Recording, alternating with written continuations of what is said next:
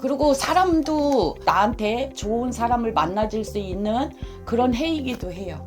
어떻게 보면은 귀인이라고도 할 수 있잖아요. 근데 그게 내가 무슨 일을 하느냐에 따라서 달라질 수는 있지만 그래도 누군가 조력자 아니면은 나에게 쓴소리 할 사람 이런 사람들을 더 살폈으면 좋겠어요. 경술생들이.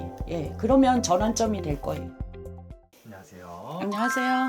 천안에 거주하는 천우신당입니다. 네, 반갑습니다, 선생님. 오늘도 잘 부탁드리겠습니다. 네, 잘 부탁드립니다. 네. 오늘 시간에는 이제 1970년생, 네. 저희 57세 되시는 개띠분들, 경술생 개띠분들 한번 좀 제가 가져와 봤고, 경술생 개띠분들이 좀 어떤 인생을 살아오신 분들인지, 어떤 특징이 있는지 이 부분 한번 공수 부탁드릴게요. 70년생 경술생은 이제 남자 여자로 조금 이렇게 구분해서 말씀드릴게요. 네네. 여자분들 같은 경우에는 그래도 또 이쪽으로 얘기를 하다 보면 신의 고락 좀 겪었을 것 같고 또 남자분들 같은 경우에도 그런 기운은 있는 분들이 있을 거예요. 네네. 그리고 조금 젊었을 적에도 이게 왜 그러냐면 어렸을 적에 조금 가난했던 그런 시기가 있다가 조금 이렇게 발전이 되는 나라의 영향이 조금 그런 거를 받으신 분들이에요. 70년생들이. 그러니까 못 살던 시절하고 조금 이제 변화돼서 조금 잘 사는 그쪽으로 이렇게 접어드는 분들이 많으셨다. 여기에 속해 있는 분들이 있어놔서 그런데 이제 경술생들은 보면 성향이 조금 많이 돌아다니거나 이렇게 내 주관대로 이렇게 펼쳐서 움직였던 분들이 많게 보여요. 그렇기 때문에 실패도 있었을 거고 잘 돼서 이렇게 부를 가지신 분들도 있고 그런데 대신에 남자분들 같은 경우에는 집안에 조금 소홀했을 경향이 있어요.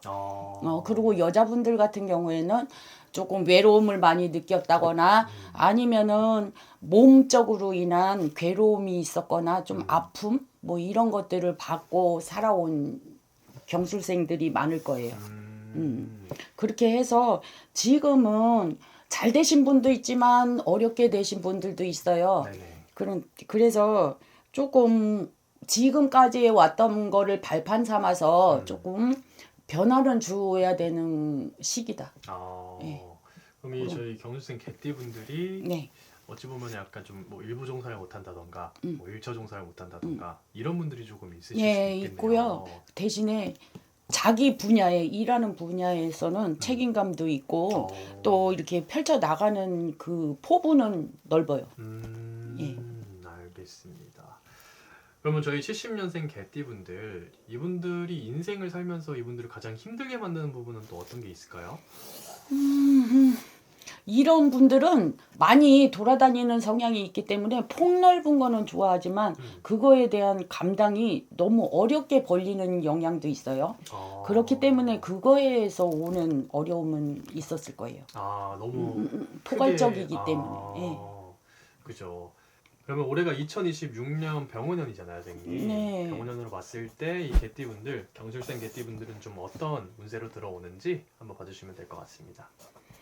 57세 같은 경우에는 운은 들지만 일곱에서 뭐 운이 든다 뭐 13579라고 해서 남자분들 같은 경우에도 그렇고 운은 들었다고 하지만 항상 어떤 일에는 좋은 일과 나쁜 일이 같이 겹쳐와요. 그렇기 때문에 작년으로다가 봤을 때 나라의 영향도 있고 어렵잖아요. 시국이. 그렇기 때문에 조금 부진한 경우가 있었을 거예요. 사업하시는 분들이나 또 아니면 영업을 하시는 분들 중에서는. 네네네. 그렇기 때문에 올해는 운은 든다고 하지만 조심조심해서 돌다리도 두드리듯이 그렇게 가는 해다. 그래야 가을부터는 조금 이 태세가 전환이 돼서 좋은 운으로 바뀌겠다. 전반전이 아니라 후반으로 넘어가면서. 올해가 어찌 보면은 이 경술생 개띠분들한테 되게 중요한 한 해겠네요. 네네네. 이런 운이 들어왔을 때 개띠분들은 좀 어떤 마음가짐으로 임하면 더 이 운을 잘 받을 수 있을까요? 어느 분들이나 마찬가지겠지만 내 주어진 환경을 생각하고 어떠한 일을 밀어붙일 때도 조금 돌다리를 두드리듯이 살펴가면서 걸어가는 게 올해는 조금 괜찮겠어요. 그리고 확장하기보다는 지금 처해져 있는 부분에서 짚어갈 거는 짚어가는 단계. 짚어갈 건 짚어가자. 네, 잘못된 부분이나 뭐 이렇게 미흡했던 부분들을 다시 돌아보자.